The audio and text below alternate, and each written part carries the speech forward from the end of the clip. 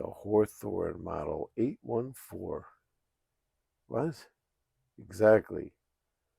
Montgomery Ward. It's a store brand. And we know these things have roots in more common brand names. This one will really surprise you. Let's check it out.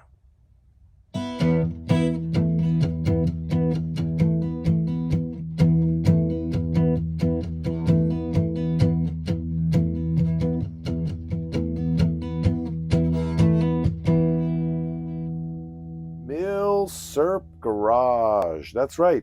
Hawthorne Model 814. It's a bolt action, single shot, 22 rimfire Magnum. I don't really sport many of those on the channel. This was a surprise to me. I actually purchased it with 22 long rifle being what it was selling as, but was actually pleasantly surprised when I find out it was a rimfire Magnum. So Hawthorne, that's not something you hear every day. It was a Montgomery Ward brand, you know, like kind of like late 50s, mid 60s. And should I hold out suspense over its roots? I'll tell you right now, something that's sacrilegious is it has a Sears scope on it from Montgomery Ward. You know, Montgomery and Ward and Sears were definitely huge competitors back in the day. So kudos to whoever decided to put a Sears scope on it. That's pretty cool. So yeah, I'll end the suspense. It's Colt. Unbelievably, it's Colt. But don't get all crazy because it's not like a heyday Colt, you know, production. It's actually were produced by a company named Jefferson Arms, who later on were known as Kodiak Arms. And that's who made these things for Colt, for Montgomery Ward. So from what I read, supposedly they had unique characteristics, like they didn't have this Monte Carlo stock, or this cutaway here, and they had a different bolt handle. It wasn't a silver bolt handle. It wasn't this way. I seem to have exactly how the Colts were set up. The Colts were called the Colteers. Colteer 1-22. A lot of times you see it online. If you do searches, you do two searches if you really want to check it out. Do a search for I-22 because on the barrels, the one looked a lot like an I. You know, they got an just a uppercase letter I. So a lot of places, you know, if they're listed for sale or if somebody just asks questions about it, they're reading what's on the barrel and they're calling it an I. But it is a 1. It's a 122. These were made from 1957 through 1966. The original price was $24.95. Total production of these Magnum ones was about 25,000, and I think the short, long, and long rifle ones were around 50,000. But I'm not sure if that number was total production, and then it's also 25 of those. From what I'm reading, it was 50,000 short, long rifle ones, and 25,000 of the 22 Magnum. And there was a lot of confusion when these things first came out. Interestingly, it wasn't just the confusion of like when I bought it, I thought it was in 22. They thought it was 22, but they didn't read. If you take a look, I mean, it does say it right on there. I didn't notice it until I actually I bought it via auction. It had pictures, but it didn't have a picture here. You could see here's the Montgomery Ward code to EJN 814.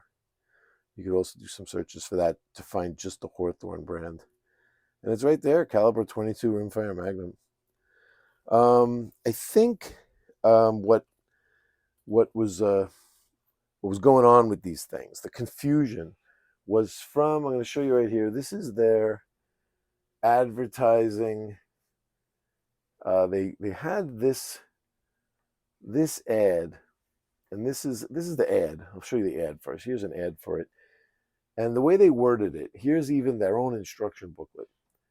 And I'm reading right on the cover of the instruction booklet.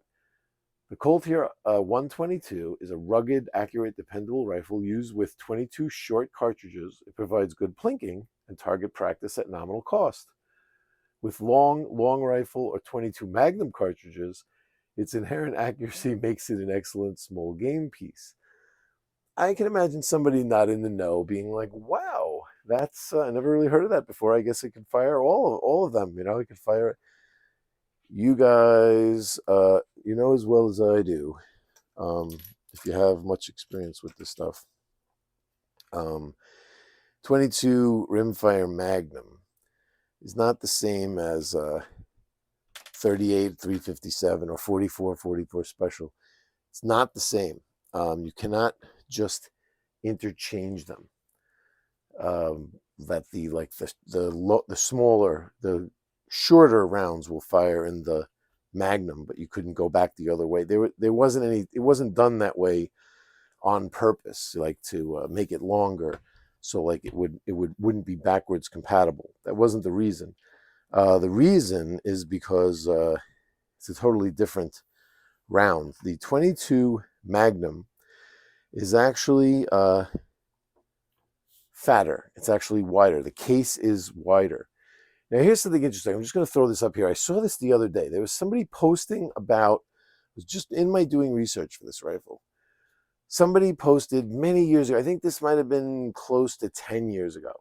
Somebody posted, and I'm just going by memory now. I'm putting it up on the screen, but I'm going by memory. I don't have it right in front of me. Somebody said something like, yeah, it was a great rifle. I remember it, but I always had a problem with case head separation, or the case is blowing apart. But other than that, it was a pretty cool rifle. This is a common. I know exactly what was going on with you. You were younger. You didn't read, and you didn't read it, and it was a 22 rimfire Magnum rifle that you were firing long rifle cartridges out of. That's why you were splitting the cases. That's exactly what happens. The chamber is bigger. It's not so much bigger that you would really notice it terribly, but you are they're trying to fire form 22 rimfire, 22 long rifle into 22 Magnum. You're trying to fire form it, and it just cannot do that. It's not going to stretch that far. You're going to definitely have split cases. You're going to have issues. Don't ever do that. As some people say, like, oh, you can get away with it or whatever. Do not mess around. When brass pieces go flying around, it's like if it's like a 22 rimfire Magnum semi-auto and the bolt's going to be opening and stuff like that, well, you don't want to mess around. So now if you go inside the instruction book, now all of a sudden it actually says specifically here somewhere, you cannot use. I think they might have like updated that even later on. See, do I have a date on here? I don't have like a date. It just says form number R220, but it doesn't have a date on here, like when this was revised. But it does say on here, caution, if your rifle is chambered for the 22 short, long, or long rifle cartridge, it will not safely fire the 22 Magnum cartridge and vice versa. You wouldn't have to worry about the firing the 22 Magnum cartridge because I don't think it fits, but it's the vice versa part that you would be paying attention to. So, see, it says on here 24-inch barrel in the instruction book, length overall, but I'm measuring mine to 22 inches, 4 3/4 pounds. And the original scope that went on these was called a Colt Master Junior, and there is some like whole subset of collectors that are crazy for this scope. It seems like this scope for some reason was some kind of, like, people are clamoring for them. Not so much these rifles. I got this one for about $150, and you would think a Colt rifle, whatever. I think the 1-22s sell for more than this Hawthorne was. You know what I mean? The Hawthorne is, of course, it's the store brand. It doesn't say Colt on it. They didn't even know that it was a Colt background. They just knew Montgomery Ward when they were selling it. But I think that even the Colteer I-22s do not sell for a tremendous amount. It's either like somebody just trying to, like, fill a hole in their collection, or somebody looking for a rifle that they had had when they were younger. I remember somebody said that in one of the, when they were describing the popularity of this rifle. Somebody else actually said that, and it was, I believe that's 100% true. I think that's the total market. And yeah, so they made these 57 to 66, and then from 65 to 75, a 4-22 stepped in, which was semi-auto. I don't really know much about those. It was tough to find much information. I didn't really want to get too crazy into it, but they were quite a bit different. They had aluminum trigger guards or something. Or they had a lot of different. I think the quality might have dropped off quite a bit. The quality on these is pretty good. I mean, look at this wood. The wood is pretty good. I think it has this like interesting knot right there too. And even just the grain of this is beautiful. The wood feels good. It feels nice, heavy feel to it, a nice solid feel, and accurate as hell. I was really surprised at the accuracy. So take a look at how it functions here. A lot of people don't like this safety, it seems. It's a thumb safety that clicks up and down. The red will pop up here when it's fire mode. That would be the safe mode. Safe mode, the bolt does operate, just kills the trigger. And it is a cock on closing design. Here's the springiness right there. Cock on closing. But very smooth, you could see. Look at it, very smooth action. And I'll show you the bolt. It's kind of interesting. Let's just swap this around here. The bolt is an interesting design too. You see this collar across here. This should remind you of something if you're a Milsurp Garage, you're a patent freak like I am. I couldn't find any patents on this one again, by the way. If you come up with anything, you could post them down there, and I'd love to take a look. Look how clean this thing is too. Look at that bolt face. Looks like they machined this yesterday, right? This thing is in excellent shape. But you could see that the extractors, dual extractors here, they're springy. See that inside this collar that rides over the top that also locates the firing pin. This might seem a little familiar if you remember our Marlin videos. The patent here for this collar, I forgot the guy's name, but interesting. I'd like to see when that was. I think I have him here. I can pull it up and take a look. But the bolt head comes out like that for servicing, and you could pop this. I did it once, but it felt like you really had to stress this thing, and I don't want to break it. But this collar pops off, and then the extractors come right out. They have springs in there, and the firing pin can slide out. And the firing pin, it slides out. It gets hit back here by a striker that's in here. And this assembly here is located in with that pin that you would drive out through here. It did not do that. I didn't drive it out. I left it because it looks like it's never been out. And it was easy enough to just clean this by gun scrubbing it, blowing it out with compressed air, and oiling it. I didn't even need to get in there. So it's very accessible to clean and to work on. And pretty interesting. Interesting, simplistic, but functional design. And like I said, this thing is super accurate. Here's some shooting video. Not that it's going to be terribly exciting, a single shot. It is kind of cool that you just like lay the round right across the top of these like two rails. So it's very smooth feeding it in, very easy ejecting. It didn't feel clunky or weird at all. So single shots, there's a lot of motion going on with your hands. You're opening the bolt, putting around inside. And it's like, you don't want to have to like tilt the receiver to the side where you're feeding the round right into the receiver, or where it has to be in a certain spot, or this is a very simple design where you're just laying it right on top. You couldn't possibly put it in the wrong spot. And every time you close the bolt, it just fed right in without a problem. So that was really nice. And I don't really have much experience with the 22 Magnum. It feels really snappy. I mean, that feels really nice. It feels like it's in, it feels like center fire power. It really does. I mean, obviously, I'm not talking about like high powered rifle power, but it certainly feels snappy. I really, I enjoyed it. I enjoyed shooting it. Had it out a couple of times already, and I can imagine this being like a little favorite of mine for with that little 4-power scope on there, just perfect for plinking. And you get that little extra. It's like the devastator of the 22s.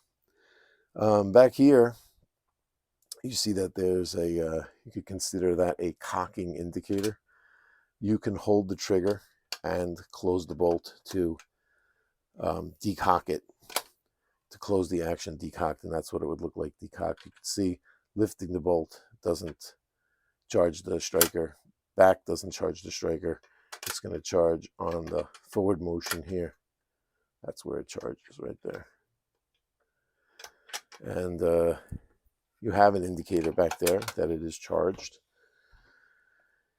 Not that, I mean, with a single shot, I don't know, it's kind of either loaded or it's not, kind of thing, right? Like if the bolt's open, you're looking right in. This is all there is. But right here on, see how what I'm talking about? How you just drop it right there. There's no question about where that's going, whether it's going to make it into the chamber or not. It just feeds directly in there perfectly. And like I said, it's nice. It has the bolt angle is nice, where it's just enough, of an angle for you to be able to get a nice, easy feel to loading it and extracting.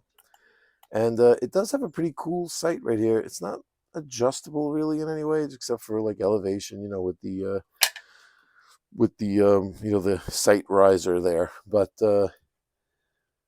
the lines of this rifle are kind of cool. It's just that you can imagine without the scope, those are some nice lines right across there. I think I'm gonna, maybe the next range visit, lose the scope and check it out. It is cut for the scope, the rails here, so that's pretty cool. It doesn't have to be any drilling or anything going on. That Colt had those put on, and you know what? You could just call it your Colt rifle. It's you definitely you, it doesn't matter that it's made by Jefferson Arms. You definitely earned that. I mean, were the 1-22s made by Jefferson Arms? I don't know. The stuff that I read, it said subsequently they were made by Colt. I always thought subsequently meant before, but it said they were initially produced by Jefferson Arms and subsequently by Colt. I don't know what that confused me. I don't know what they mean. I couldn't find much other information other than that. So I don't know if that means that Colt started making them first and it switched over to Jefferson Arms, or Jefferson Arms start, but Colt took over at some point and started making them. But this was definitely a weird time period for Colt. Mid 60s into like the end of the 50s into the 60s, into the mid 60s. Wasn't the Colt of yesteryear. Let's put it that way. But I think the quality on these is fine. You hear a lot of talk that they're cheap and stuff like that people say, but and that the garbage, they always talk about the store brands. But it came with this nice sling on here. It was $150. It shoots beautifully.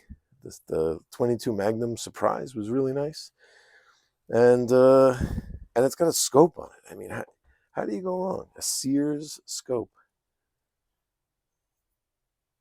Nice. Sears 4X USA. And yeah, I didn't even have to touch it. And I had taken this, when I got it, I took the scope off. I don't remember why. I think cleaning it, it was dirty. So I had to clean it really good. I just took the scope off. I'm like, whatever, I'll resight it in. I put it back on. I even relocated where these were so I could slide the scope back further so so it fit my eye. And when I went to the range, it was like, I mean, it's not like I was like 100 yards or anything. It's an indoor range, but I was right on. I mean, it was right there. I didn't have to even touch it, you know.